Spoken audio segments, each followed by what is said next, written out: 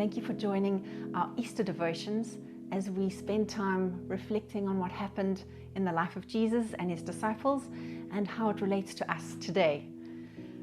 Today's message relates to the Garden of Gethsemane. And if you haven't watched any of the other devotions, you can go back to them and find out about the Last Supper that he shared with his disciples and the other events leading up to this particular time in his life.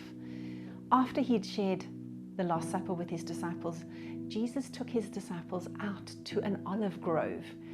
And this for me is quite significant. He could have stayed in the upper room, and yet he chose to go out to a place where he was surrounded by trees. Not just any trees, but olive trees. I have with me an olive branch with some immature olives on it at this point. And for me, nature always reminds me that God is the one who creates. He is the one who brings life and fruitfulness. He is the one who is in charge of everything. And he is the one who brings us refreshing. One of the things I love to do is to spend time in parks and in gardens. There's an incredible peace that comes over your soul when you just have a look at the beautiful nature that God has created.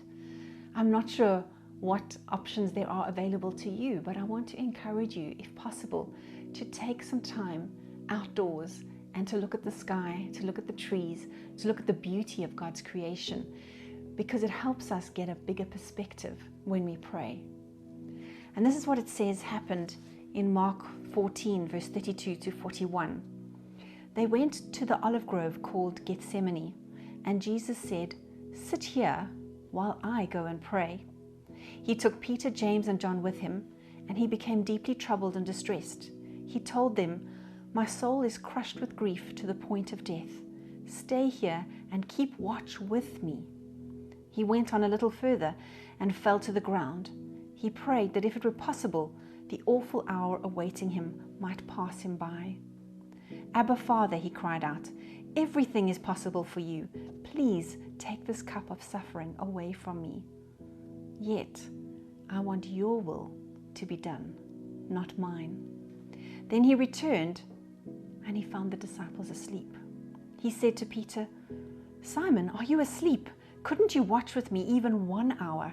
Keep watch and pray so that you will not give in to temptation. For the spirit is willing, but the body is weak." Then Jesus left them again and prayed the same prayer as before. When he returned to them again, he found them sleeping, for they couldn't keep their eyes open. They didn't know what to say. When he returned to them the third time, he said, "Go ahead and sleep. Have your rest. But no, the time has come. The Son of Man is betrayed into the hands of sinners. Up, let's be going. Look, my betrayer is here." And like the disciples, I often find myself experiencing tiredness and weariness when I should be taking time to pray. Especially during stressful times, I must confess, my first port of call is not always prayer. Sometimes I just want to rest, sleep, relax in some other ways. And yet we are not just physical beings. God has made us spirit, soul, and body. And when we spend time in prayer, God is able to refresh our spirits, which in turn is able to bring energy to our souls and our physical bodies. Jesus understood this dynamic, that he needed to take it first to God in prayer, and he did so in the Garden of Gethsemane. In the Bible, it teaches us about prayer, that prayer is the thing that is going to make the difference in not only our lives, but in the lives of others. Colossians 4 verse 2 says, "Devote yourselves to prayer with an alert mind and a thankful heart." In 1 Peter 5 verse 8 it says, "Stay alert, watch out for your great enemy, the devil. He prowls around like a roaring lion, looking for someone to devour." We are in a spiritual battle, and we experience it in physical ways as well as spiritual ones. Sometimes tiredness is of a natural origin. Sometimes weariness of the soul can make us feel like giving up.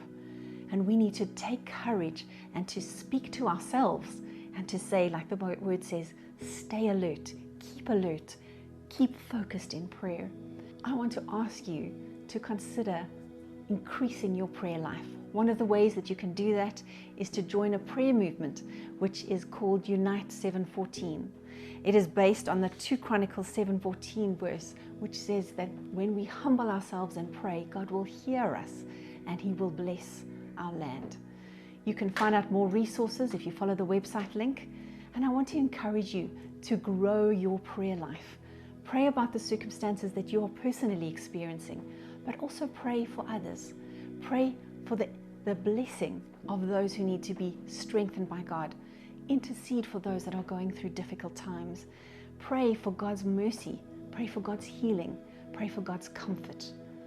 At this time, a song that you might find encouraging is called All for Love.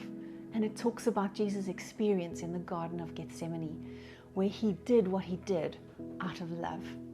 I want to encourage you to strengthen yourself through prayer and to show your love for others through spending time praying for them. God bless you this week, and we look forward to connecting with you in the rest of our Easter devotions. I hope you enjoyed that. Please can you like, follow, and subscribe, and turn on notifications to stay in touch with all of our latest content.